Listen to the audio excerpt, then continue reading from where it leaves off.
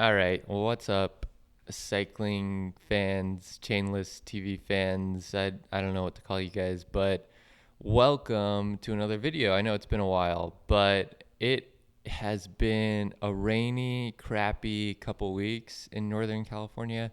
I know a lot of you guys are probably scoffing at that, but it's raining for like the 15th day in a row, and I have been riding the trainer like crazy, so much so that I feel like I'm basically turning into a robot. So I thought I would make a video talking to one of my robot people. There is this new piece of AI software. It's called ChatGPT. It was making a bunch of headlines, I think a couple of weeks ago. I'm kind of late on this, but it is a language model that can mimic human language, and it can answer you questions. It can write code for you. It's pretty amazing. But I wanted to ask it some cycling questions. I wanted to ask it things about training, racing, nutrition, all the things that I like to geek out about on this channel. And I'm sure you guys enjoy thinking about as well. So at the end of this video, I'm going to ask it to make a training plan for me, and we'll see if it's good enough for me to follow. And so let's just start off and say, how much do you know about cycling? And then it thinks and then it answers. I have a general knowledge about cycling, including information on different types of bikes, gear, techniques for riding. So it sounds like, yeah, it knows some basic stuff. So let's just try something. Let's say, okay, how do I adjust my derailleur? So it starts by saying what the derailleur is. Shift into the highest gear. Okay. Locate the barrel adjuster. Okay. Turn the barrel adjuster counterclockwise to bring the derailleur inwards towards the wheel. Yeah, so it's solid. I think something like this is probably better to just watch a YouTube video on how to do it. But yeah, it's not bad. Oh, it's even talking about adjusting the limit screws. Yeah, there you go.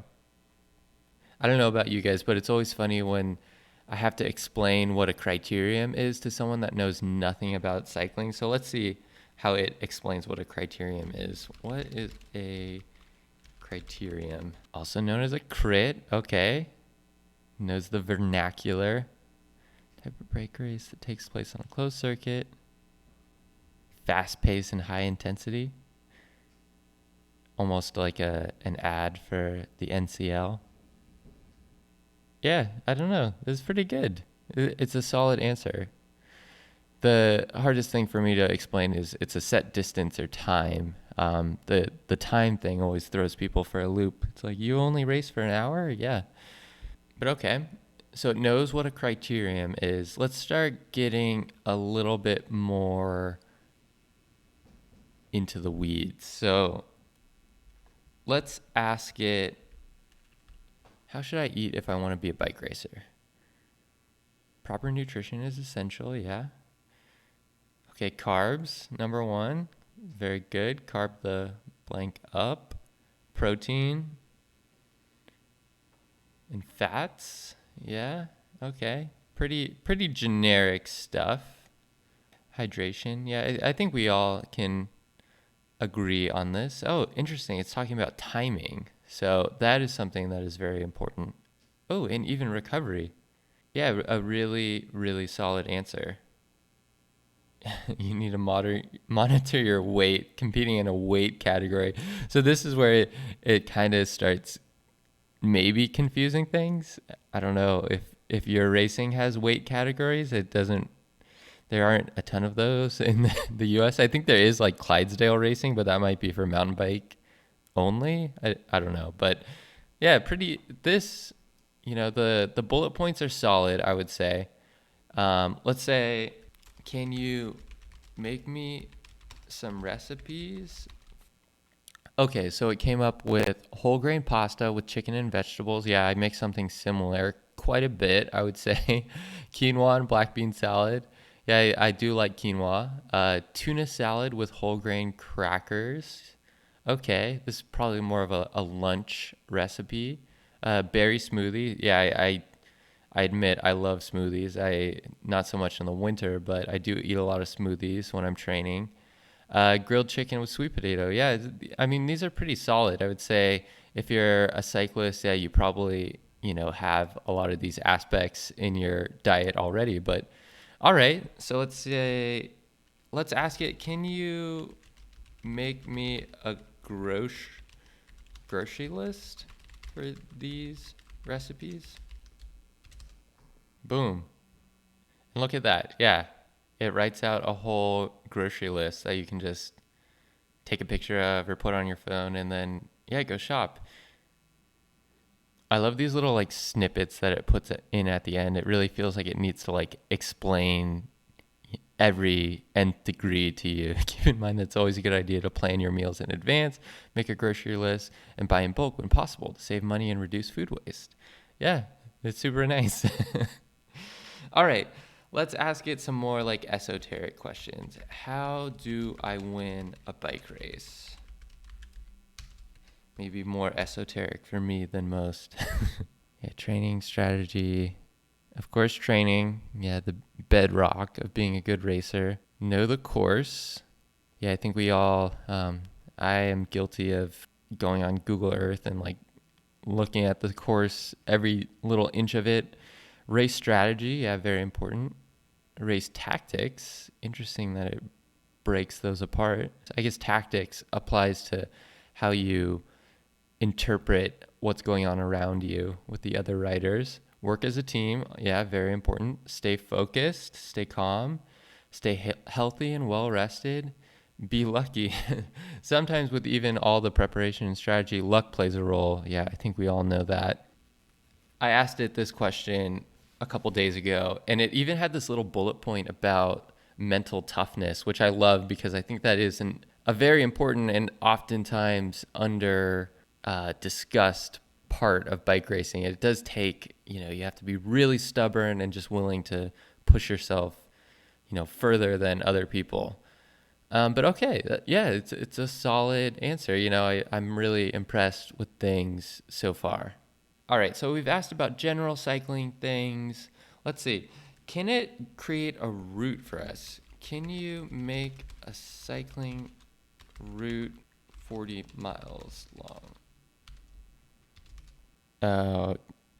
So you can't plan your routes with ChatGPT, but it gives you some ideas of places that you can go. All right, Golden Gate Bridge, Peninsula. Oh, wow, it even knows that the peninsula is going to have flatter terrain. Yeah, East Bay Hills, that's where I grew up. Yeah, it's all quite general stuff, but if you were coming to the Bay Area and you didn't have a friend or buddy or something, it is almost like being able to ask someone at a bike shop, and just getting like a general overview. Of course, this doesn't include specific turn-by-turn directions, but it's a solid summary of the riding in the Bay Area. All right, this is getting long enough. So let's ask it about a training plan. So can you make me a training plan? Let's start really general, see what it comes up with, and then maybe ask it to adjust. So it looks like it has a 10-week or 8-week plan, sorry. And the first week it starts out with 30-minute easy ride. So really on the short side, I would say. So this looks like something that's super beginner. I think I have asked it this in the past, and I almost think that it's making kind of a training plan for someone that's doing like Peloton workouts or maybe like spin class style things. I could be wrong, and this is obviously really, really general. It looks like it's just alternating an easy ride, rest day, moderate ride, rest day.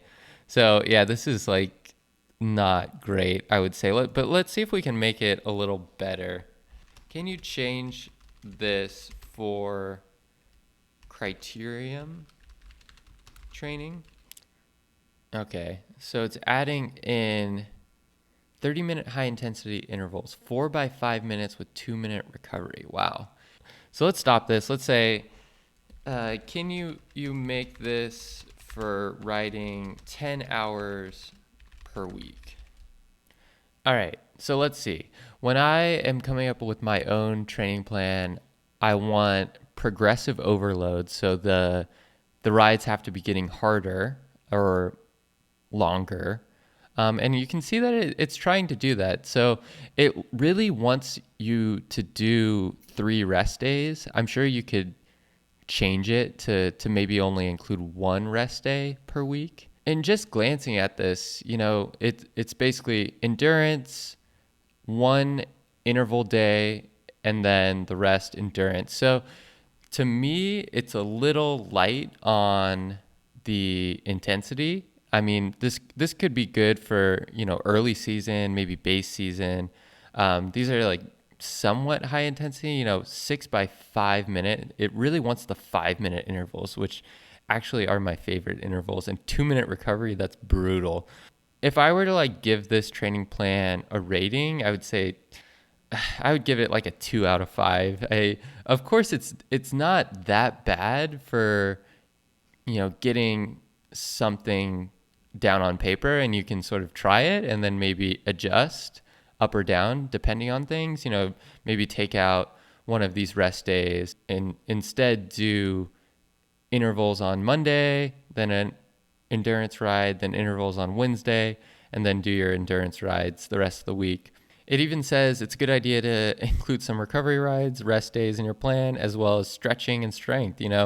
This, if you watch, videos and listen to podcasts about training, this is what they talk about. And obviously the model is drawing on that. So yeah, I would rate this like a 2 out of 5. I don't think I'm going to follow this. But yeah, it's impressive. So yeah, I hope you enjoyed that. I think I would describe ChatGPT as kind of like a Google on steroids.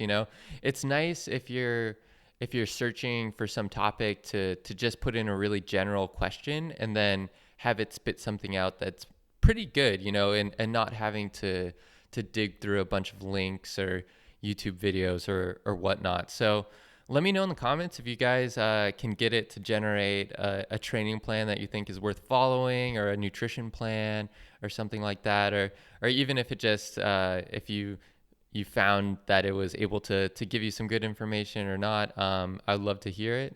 And yeah, so here's a little bonus question, just for fun. And yeah, thanks for watching, and I'll see you guys in the next one. What is the spirit of gravel?